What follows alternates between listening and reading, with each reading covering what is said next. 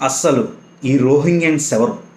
వారు ఎక్కడి నుంచి వస్తున్నారు? ఎక్కువగా మయన్మార్ ప్రాంతంలో ఒక బౌద్ధురాలికి అన్యాయం జరిగితే వారిని తరిమి తరిమి కొడితే అక్కడ దొరికినోడిని దొరికినట్టు చంపేస్తున్నారు మయన్మార్లో. అందుకని వాళ్ళు బతుకు తెరువుకని చెప్పి ప్రపంచంలో ఉన్న నలుమూలల్లో ఉన్న అన్ని దేశాల్లోకి వ్యాప్తి చెందుతున్నారు, ఒక్కొక్కళ్ళు ఒక్కొక్క వైపుకి.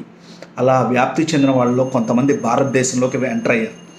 మిగతా దేశాల్లో వాళ్ళ ప్రోగ్బలాన్ని ఎదురు తిరగడం అవన్నీ ఏం చూపించట్లేదు, కానీ భారతదేశంలో మాత్రమే వాళ్ళు అటాకులు చేయడం, చంపేయడం, ధ్వంసం చేసేయడం ఇవన్నీ ఎందుకు చేస్తున్నారు? మనం అందరం ఆలోచించాల్సిన విషయం ఇది. హిందువులకి శౌర్యం లేదా అంటే, వెస్ట్ బెంగాల్లో అలా జరుగుతోంది అంటే ఉంది, కానీ ఎందుకు? వాళ్ళు హిందువుల మీదే చేస్తున్నారు. ప్రపంచంలో ఇన్ని మతాలు ఉండగా ప్రతి ఒక్కడు హిందువు మీదే ఎందుకు దాడి చేస్తున్నాడు అనేది నాకు ఒక క్లారిటీ కావాలి. ఇప్పుడు ఎంతోమందికి అన్యాయం జరుగుతుందంటే నేను నమ్మను. కేవలం హిందువులకే అన్యాయం జరుగుతోంది. హిందువుల్ని ఎలా విడగొట్టారు అంటే, హిందువుల్లో ఒక కులానికి ఎక్కువ చేయడం, ఒక కులానికి తక్కువ చేయడం, రిజర్వేషన్లని పెట్టడం, అది కూడా హిందువుల్ని విడదీయడమే. వాళ్ళకైతే అలా చేస్తున్నారు, మాకు ఇలా చేశారు, మమ్మల్ని ఎక్కువగా చూశారు, మమ్మల్ని తక్కువగా చూశారు. దాని బదులుగా ఏ కేటగిరీకి ఆ కేటగిరీ రిజర్వేషన్ విడివిడిగా ఇవ్వండి హిందువులకి, అది నేను కోరుకుంటున్నా. ప్రతి కేటగిరీలో ఉన్నవాడికి ఇంత పర్సెంట్ అని రిజర్వేషన్ ఇవ్వండి హిందువులకి, అది బెస్ట్ కదా. హిందూ దేశంలో, భారతదేశంలోనే హిందువులకి ఉద్యోగం కోసం ఎత్తుక్కుంటున్నారంటే ఆడింకా వేరే దేశం వెళ్ళి ఎలా బతుకుతాడు?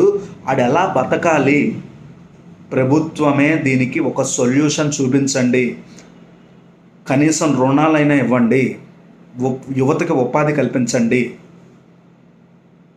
ఇప్పుడు ప్రభుత్వమే ప్రజల్ని పట్టించుకోకపోతే ప్రజలు ఏం చేస్తారు? ఇప్పుడు కనీసం ఎదురు తిరగడానికి కూడా లేని పరిస్థితి అక్కడ ఉన్న హిందువులది. ఎందుకంటే వాళ్ళకి రెక్కాడితే కానీ డొక్కాడదు. అలాంటి పరిస్థితిలోకి ఎవరు తీసుకెళ్లారు? ప్రభుత్వమే ప్రజలందరికీ సొల్యూషన్ ఇవ్వాలి. ప్రభుత్వాందే పూర్తి బాధ్యత. తిండి దగ్గర నుంచి, బట్ట దగ్గర నుంచి, ఇంటి దగ్గర నుంచి అన్నీ ఇవ్వాల్సిందే. ప్రతి ఒక్కటి ప్రభుత్వమే ఏర్పాటు చేయాలి సిటిజన్కి, అంతే. భారతదేశంలో అది ధర్మం, అదే న్యాయం, అదే ధర్మం. ప్రభుత్వ బాధ్యతను గుర్తు చేయడానికే నేను ఈ వీడియో చేస్తున్నాను. అన్ని ఫెసిలిటీస్ ఇవ్వాల్సిందే. వైద్యం, విద్య, ప్రతి ఒక్కటి ప్రజలకి